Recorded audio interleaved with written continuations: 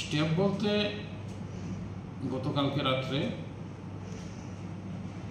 প্রায় 11টার দিকে হেলালুদ্দিন বলে একজন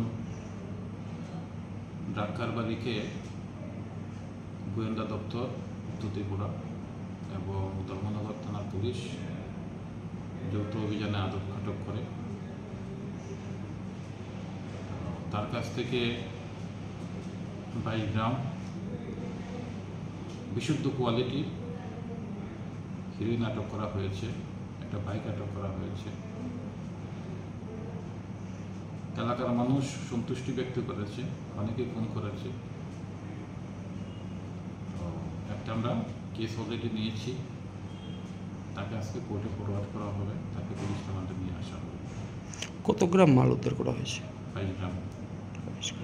এর মূল্য কত হতে পারে, কালোবাজারি মূল্য? আসলে এটা পিউরিটির উপর নির্ভর করে। এটা তো খুব ভালো মাল, কারণ আমরা পিউরিটি আমরা টেস্ট করেছি, আমাদের কাছে যে টেস্টিং কিট আছে। তো রেটটা 1 কোটি থেকে 10 কোটি টাকার মধ্যে পড়ে 1 কেজির দাম, যেখানে 22 গ্রাম ধরা পড়ছে। ঠিক।